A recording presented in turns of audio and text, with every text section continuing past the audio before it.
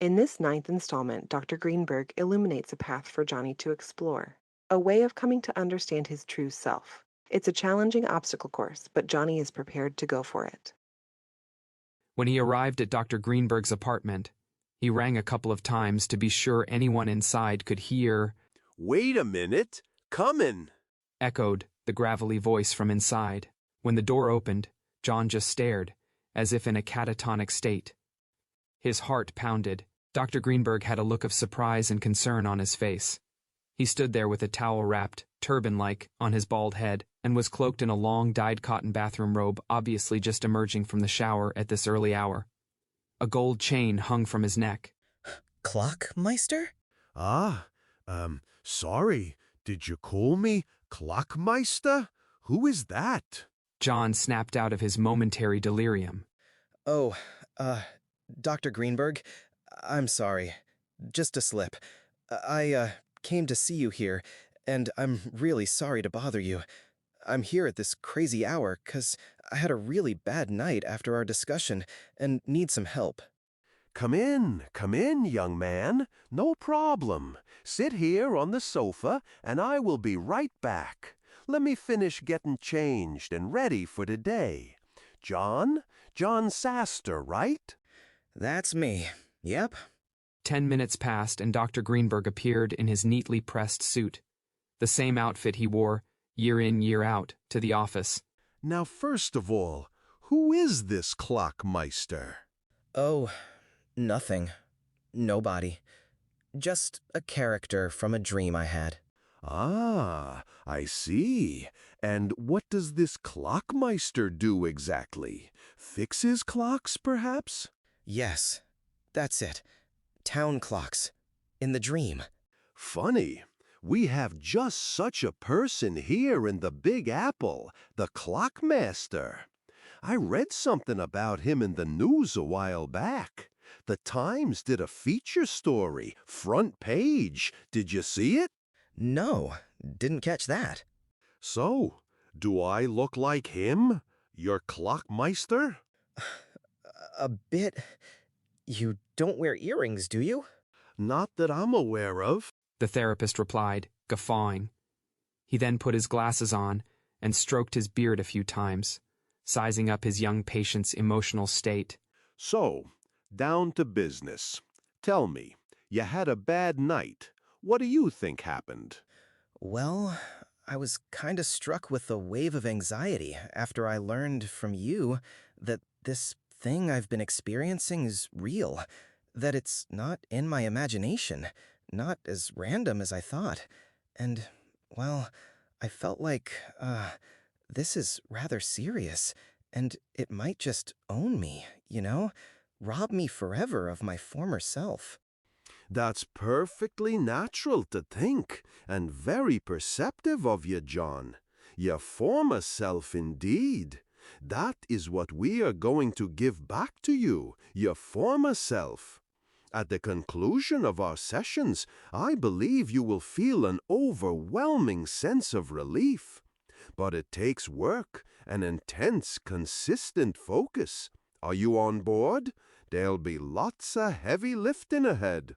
Yes, 100%. Good. So here's what we'll do.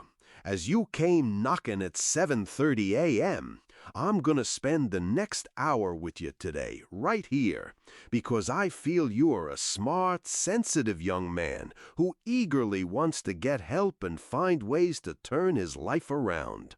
All doable. Selbstverständlich. Thanks. I really do appreciate this. By the way, some of my patients come banging at my door at all hours, looking for a quick fix, some magic wand, an elixir, perhaps some high-powered meds, Valium, Prozac, that kind of thing, to cope. Just so you know, I don't feel medication is appropriate for the kind of challenge you are dealing with, okay? So, even though you didn't ask, meds are not on the table. Now, let us begin. Dr. Greenberg sat in a chair a few feet from his patient and threw his arms in the air. Oy vey, Oy vey is mir. That's Yiddish. Do you know what it means? I've heard it said here and there, around the city, but no, not exactly. Loosely translated, it means, woe is me. People use it when they are feeling out of sorts, dismayed, overwhelmed, when they feel the world is tumbling down upon them, a bit like you feel now. Dr. Greenberg clarified.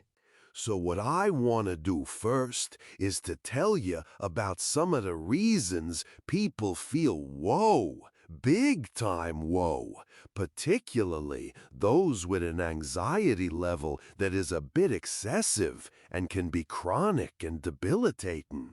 Something we call panic complex or panic disorder.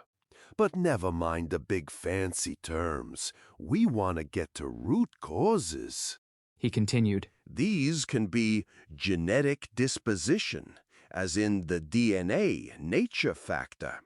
But they can also originate from external sources, injury, low blood sugar, toxins. But more commonly, it may stem from trauma during childhood and adolescence that manifests itself later in life, the nurture factor. So let's go over some of the thinking here, the investigatory approaches of family therapists like myself. And then I will ask you some questions about your past.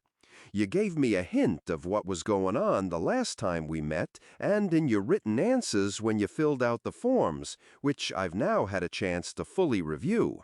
We'll dive a little deeper. You good with that? John nodded, cupping his head in his hands. I'm good. Yes, good to go. And again, thanks for making an exception for me. Let's start with this fundamental concept. Greenberg began in his soft, unassuming voice. I want to clarify something that is fairly misunderstood and is often a root cause of people suffering from anxiety.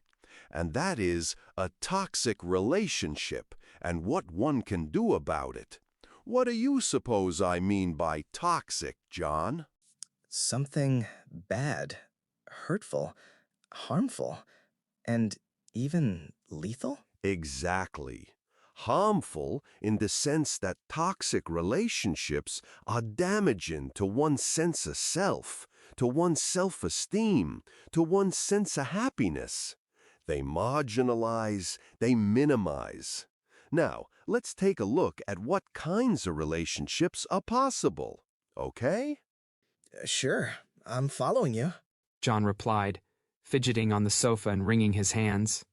Relationships can be voluntary, as in, I think I'd like to be friends with you, perhaps with regard to a new flame, a girlfriend. Or they can be involuntary, as in the relationship between a parent and child. And within those two key categories are what I consider to be three different qualitative types of relationships. Nourishing and nutritious relationships, where they fill some important needs, such as enhancing self-esteem or fostering a sense of security, a sense of fun, companionship, and stimulation. Neutral relationships, where there's no particular effect. They don't build you up. They don't tear you down.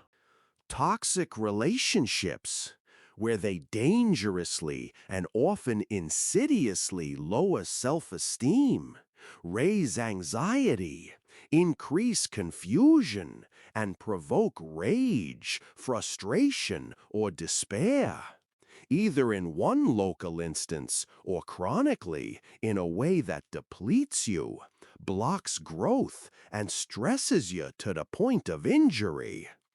These toxic relationships and the anxiety they breed can create lasting emotional and even physical harm decades later. So tell me, John, have you experienced a toxic relationship? I'd be surprised if you said no, because we all have to endure some personal toxicity in our lifetimes. I certainly did, as a boy. John braced himself against the sofa arm. Yeah, I suppose I did. Now, there are many different ways that people confronted with toxic relationships in voluntary situations choose to react. Some simply run away. Some complain and name-call, while others confront and go headlong into battle. They eventually get over it and move on. The most difficult toxic relationships, however, are often those that involve involuntary parent-child relationships and childhood trauma, which I define as neglect, abuse, and abandonment.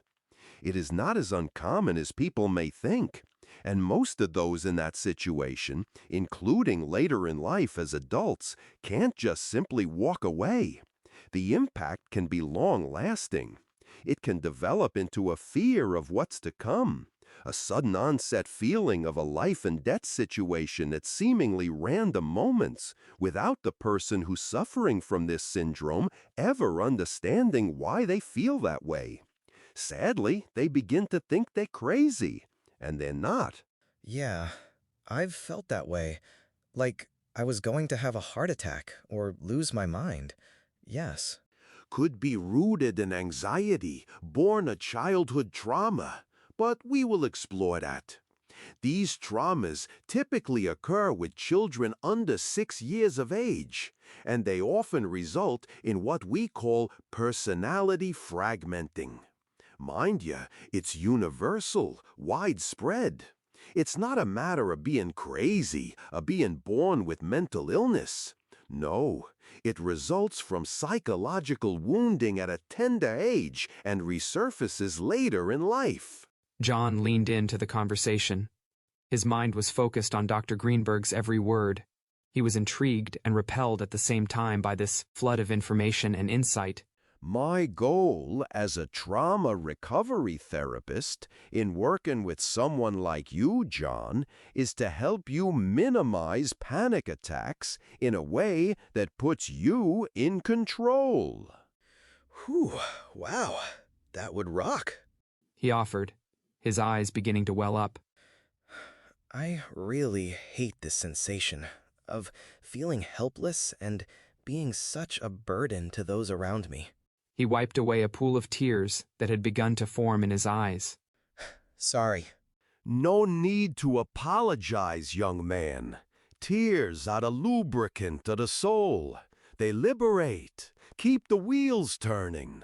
This is a heavy burden to carry, even for a Mack truck. We're gonna lift it, this burden, over time. Okay, I'm all ears. Let's go back to the things I said when we first met. Many people suffer from excessive fear and worry. These responses stem from a normal, wired-in protective reflex in our most primitive brains to protect ourselves from both perceived and actual danger, to survive. Fear, let's be clear, is a normal, helpful reaction unless it is chronic or exaggerated. Now, let's delve a little deeper into what I believe is one of the major causes of adult anxiety, of panic disorder. We can explore if this applies to you in a moment, okay? Sure. I'm listening.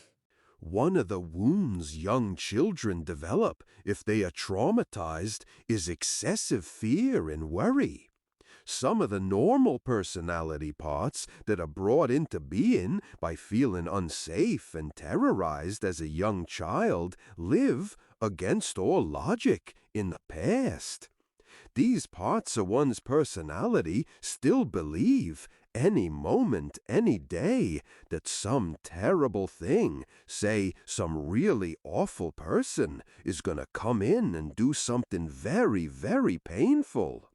They still believe that, even though it's obviously a different time and they are a wiser, older person. Yet it doesn't matter. They are living in the past. John hopped up from the sofa, inhaled, and sat back down. You doing okay? Yep, all good. Just wanted to stretch my legs. What happens is these people develop sub-selves. The worrier, the scared, often terrified inner child who is hypersensitive to perceived or actual danger.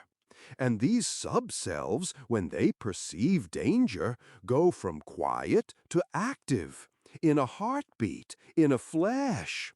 They take over your true self. They flood you with emotions and hormones that cause the fear reflex to kick into overdrive. Your heartbeat can increase, your thoughts can become disorganized. You feel a sense of panic, a mental disorganization, and your sense of being grounded, of serenity and clarity is eroded. In some, your true self gets taken over temporarily by these well-meaning, normal, protective personality subselves. It is not a disease, it is not a character flaw. Wow, that is brilliant, but scary. I try to stay positive as much as I can. What can you do about it? Fighting back those sub-selves. John asked, his face pale and his hands twitching in his lap. Indeed. Once you're aware of this dynamic, you can do something effective to reduce it in your life.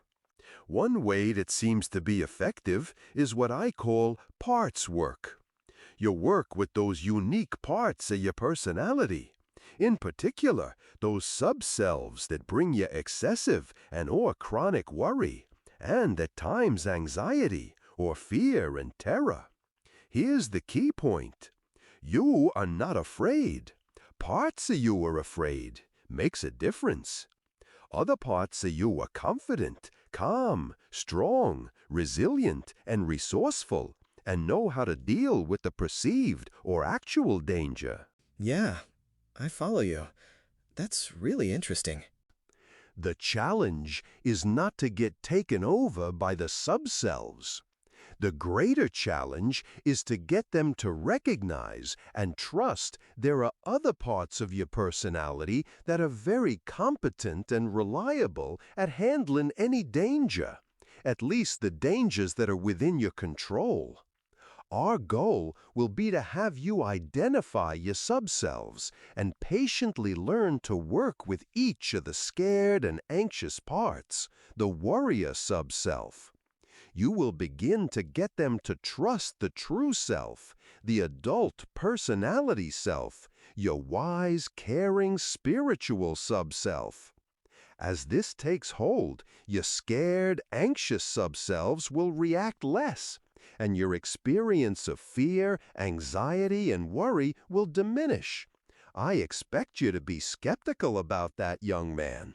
That's a normal protective response. But I know for a fact, from years of experience, that you will learn how to feel calmer in most life situations. John nodded, respectfully. May I use your bathroom? Of course. Enough talk from me already. If you have time, let's get some breakfast next door at the deli. Yeah, that would be great. John replied as he darted into the bathroom. He grabbed the sink with both hands and held on tight. His head spun.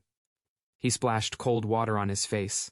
He was again of two minds, feeling strengthened and emboldened by Dr. Greenberg's thoughtful assessment of anxiety and its causes, but, at the same time, frightened by the complexity of it all. Keep it simple, He said into the mirror. Follow the playbook. At the deli, Dr. Greenberg ordered his usual, bagel and lox, with cheese blintzes on the side. John ordered scrambled eggs, toast and bacon. The conversation flowed about the Yankees, Mets, Giants, Jets, Rangers. Nothing other than personal faves and least fave starters for all the home teams. Look, Dr. Greenberg paused. I was going to take care of some backlogged paperwork this morning in the office, but I've put that on hold for a bit so that we can continue this very important session. I want to focus on teasing some things out of you that might help get us down the road to a more calm, stable place. How does that sound? Sounds like a plan. Thank you, Doctor. When they got up from the table, Greenberg grabbed his chest for a quick moment, as if something sharp jabbed him. He grimaced. You okay, Dr. Greenberg? Yes, fine, fine. Getting old and the pendulum inside is getting a trifle rusty. The two walked across Central Park over to Greenberg's fifth-floor office on Park Avenue in the upper 70s. So, why don't you take a seat in the leather chair and we can resume? The point I wanted to make before we headed to breakfast is to break the cycle. Check to see who's really running your life, your true self, or a well-meaning full self, a wounded sub-self. Learn how to free your amazing true self. If you are in a toxic, involuntary relationship, you must work on your communication skills. This is essential for negotiating your half of a toxic relationship. Learn how to set boundaries and assert your limits. Respectful assertion is a powerful way for you, without guilt, without anxiety, to assert your limits in a toxic relationship. It doesn't aim to change the other person. It does aim to inform them about how their behavior affects you and what actions you'll take if they don't shift. Sounds like wise advice. Now tell me about your upbringing. Were there times when you felt you weren't being your true self? Or, more specifically, weren't being allowed to be your true self? Well, that is something I really just started to think about, talking with you, Dr. Greenberg, listening to your ideas. You know, it's funny. My dad and mom always were taking me around, signing me up for activities, pushing me hard, but they never really asked me what I wanted to do. Everything seemed so planned, like I was on a conveyor belt towards some specific endpoint that they envisioned for me. Now, I'm sure they meant, and still mean, the best for me. John trailed off, lost in thought as Dr. Greenberg observed him. Was there a situation in which you felt in touch with your true self? Your true inner voice? Kids have inner voices too, you know. I'm not sure. I have to admit, I wasn't comfortable expressing my true voice around my dad. Why's that? Why did you feel that way? Maybe because he's always had very strong views about things, about people, and he sometimes got mad. At you? Yeah. How so? Well, he never really showed anger in front of me, but when I did something wrong, he would just cut off, disappear for days, and have no real contact with me. Interesting. Why do you think he acted that way? I think he was disappointed whenever I didn't meet his expectations. In school, in sports, I could see it in his eyes, and his cheeks would get all red. Honestly, I felt like shit when I disappointed him. And one night, I heard him talking with my mom down the hall from my room. They had music playing in the background, but I could still make out what he was saying. Something about screw up, then stuff about money, private schools, Ivy League. Meaning that he wanted you to shoot straight into Harvard or Yale? Something like that, I suppose. They were all about checking off all the boxes. Ah, I've seen this before.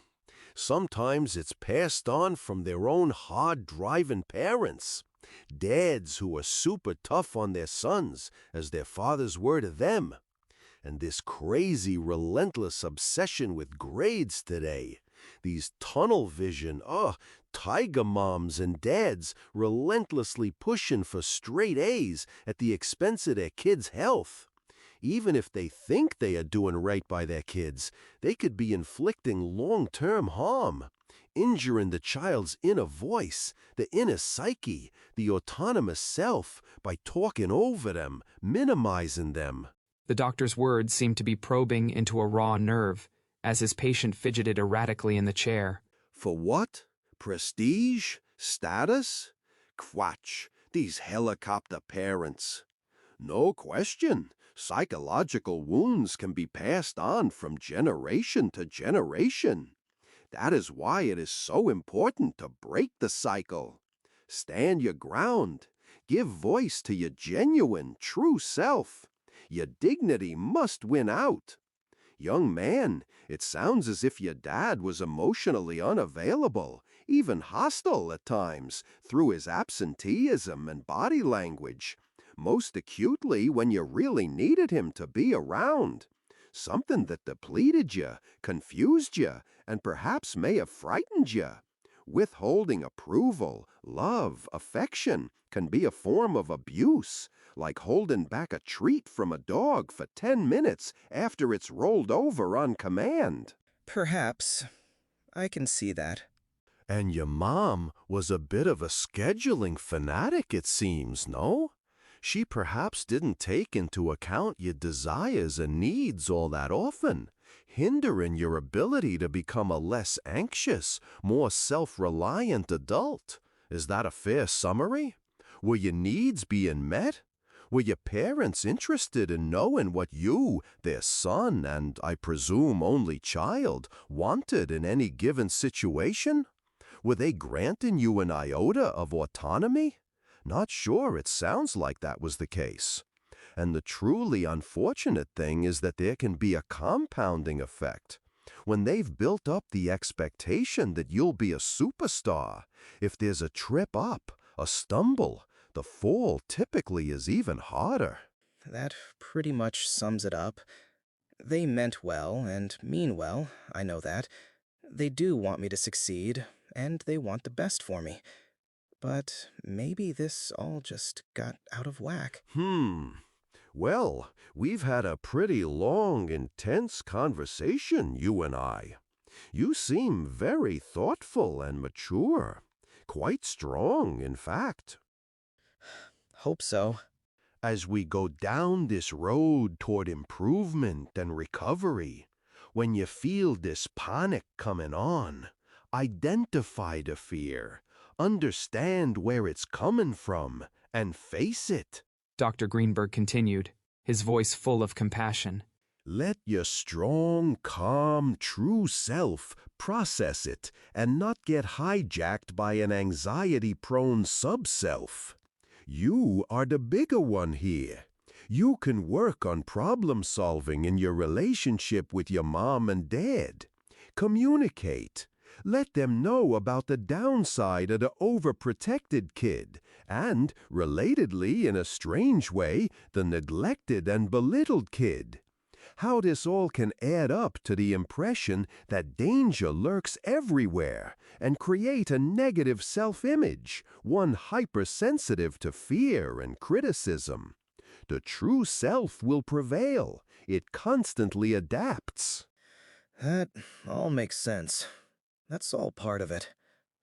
The worst part is that I feel I'm freaking people out around me. They want to help, but don't understand what's going on. Up till now, the only way I knew how to get out of my whirlpool is to let it pass through me, to breathe, to trust people around me I'm comfortable with. I just hate it when people tell me to do stupid shit, like imagining I'm in some special place, on some tropical island. It makes me want to puke. John stuck his 2 fingers in his mouth, mockingly. The two, doctor and patient, had a good laugh at the raw candor and bid each other good day. Keep a diary. Write down everything you feel, and come see me in a couple of weeks. Definitely. Thanks for all your time today. Very generous of you. Leaving Dr. Greenberg's office, John Saster felt a wave of vertigo. He gripped the banister as he made his way, haltingly, down the stairwell. He was balancing 2 violently opposed feelings inside.